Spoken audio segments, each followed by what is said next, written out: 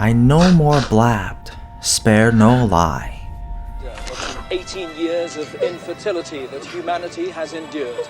And its effect... Tell womanhood she shake off pity.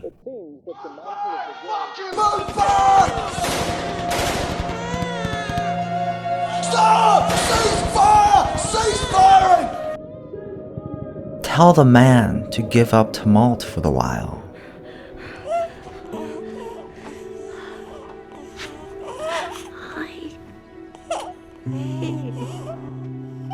To wonder at the sight of baby's beauty.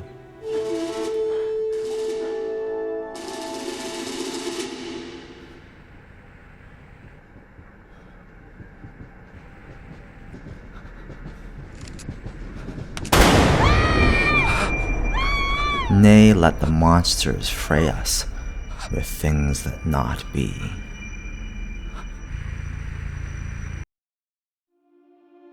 In recent years, many dystopian movies have championed children as humanity's greatest defense against existential despair. There have been other suggestions, of course, such as a mask, or a Bible, or a list. I have this list. But the theme that I want to explore here is why and how do these movies explore the role of children as an antidote to dystopia.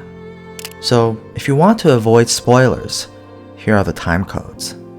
And now, here we go. Watching Children of Men, I found it very startling to see an entire world collapse because of a mysterious infertility that eliminated childbirth from the human genome. I mean, sure, there are no more children, but the adults of the world could hold everything together for a while, right? 18 years is a long time, of course, but at this point, the youngest of the species should still be filling in to the vocational roles that hold society together, no matter the economic ramifications of losing our young consumers. But the problem, as it becomes clear, is not so much the lack of manpower to run everything, but the optimism to do so. The absence of children, is suggested, equals the absence of all hope, and in turn, absence of a will to create the future. But as much as Children of Men is a great film, it doesn't so much explore this theme in depth as it does exploding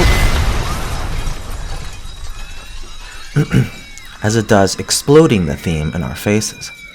So let's move on to the next film, which treats the role of children a little bit more meticulously. In Snowpiercer, children are found everywhere.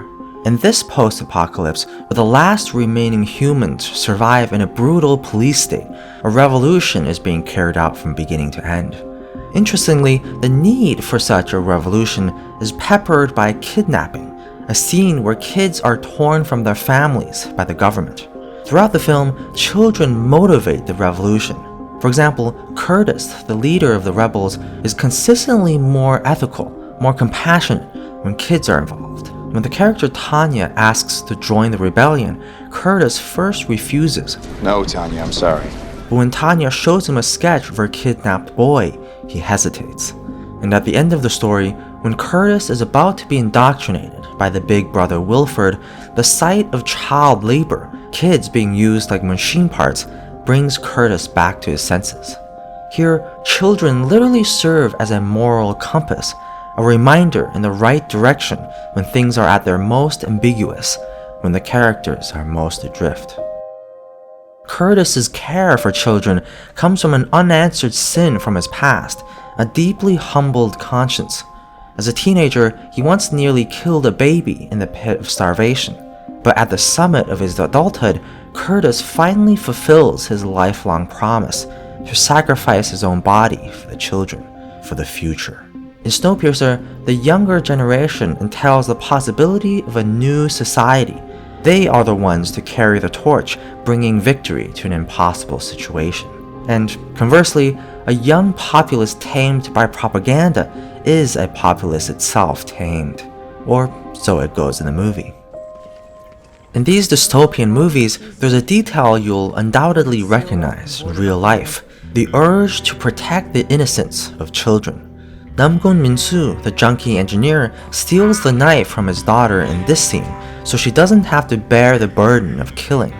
There's a common sentiment that parents need to shelter their kids from the morally shocking, mentally burdening dark sides of life. Get back behind the wall. Perhaps we feel that kids are not ready for these anxieties. You're just a kid. But I think more than that, kids represent for many of us a state of purity that we cherish but can never return to. I hate getting older. I fucking hate it. As adults become adults, we are easily and slowly crushed by our failures and our mortality. Children invoke the hope of starting over, a generation too young to have been fatigued by failure, and therefore capable of avoiding the mistakes we couldn't avoid and living the lives we never lived. Hence, even though adults can make ugly compromises, there's no turning back for us. We want kids to stay away from those choices as long as possible, and preferably forever. This is why in HBO's The Last of Us, Joel is reluctant to give Ellie a gun to defend herself. You know, seeing as it's just the two of us, I was thinking I should Joel is haunted by the person he became in order to survive, and he didn't want Ellie to join him so soon. It's only later that Joel realizes she's tougher than he thought, that he himself was weaker than he used to be, that Joel gives Ellie a gun. It's necessary for Ellie to defend herself and partake in this ugly business of killing and surviving. Joel makes this decision because he chose something above and beyond preserving Ellie's innocence. He chose her survival and what it means for Joel. The writer and scholar Sarah Ahmed writes, "It is not that no children simply means no future, but that no children signifies the loss of a fantasy of the future as that which can compensate me for my suffering. It is the very fantasy that there is something or somebody who I suffer for that is threatened." Sarah died. And I couldn't see the point anymore. Simple as that. For Joel, Ellie becomes his reason for living, the reason for him to bear the horror of life. This motive runs so deep that Joel is willing to sacrifice all of humanity for it, and it's reflected in his decision at the end of the show when he snatches Ellie away instead of letting her die in surgery for a cure. But there's something else cruel and curious about this. In order to protect Ellie, Joel feels the need to sacrifice his relationship with her. This is why he almost leaves Ellie in Jackson when he thinks he can't protect her. And this is what he does in the final episode. He tells Ellie a terrible lie.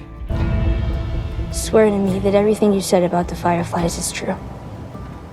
I swear. This whole journey we've been working towards this trust that is forming between these two characters and how honest they are with each other and how much they learn to rely on each other. And then Joel puts all of that on the line. Like a parent, you feel like you need to lie to your children to protect them. And that's what Joel does at the very end. This idea that in order to protect children, we sometimes need to risk our relationships with them, it shows up in other places too. In Interstellar, the only way for Cooper to save his daughter's future is by leaving her, going on a mission with no return. And that's the bitter paradox of relationships too often. The image of children as a solution to dystopia seems to have existed for a while in movies like Metropolis and Rashomon. In Akira Kurosawa's classic, the main characters retell the same series of events involving a murder, but each person's story is different, and each serves their own interests, rendering justice and truth impossible. But in the material and moral ruins of World War II, from which the film was born, the best source of hope is in the children, says the film. We hope that they can be better than us. Of course, this may end up being nothing more than a fantasy. It's impossible to claim that each generation is better than the last. But new times call for new efforts, new decisions. Sooner or later, we will have to give rest to the aging moralities or the fading competence of Brand, Gilliam, Wilford, Joel, and all the characters in Rashomon. These are characters in the respective movies who did their best to accomplish what's necessary to make sense of a genuinely baffling world, but whose efforts are quickly becoming obsolete. So these films present the younger characters as their successors, so that we might find new vitality in the human condition. And whether you agree with this or not, it's certainly a message that has resonated with many filmgoers and with certain filmmakers.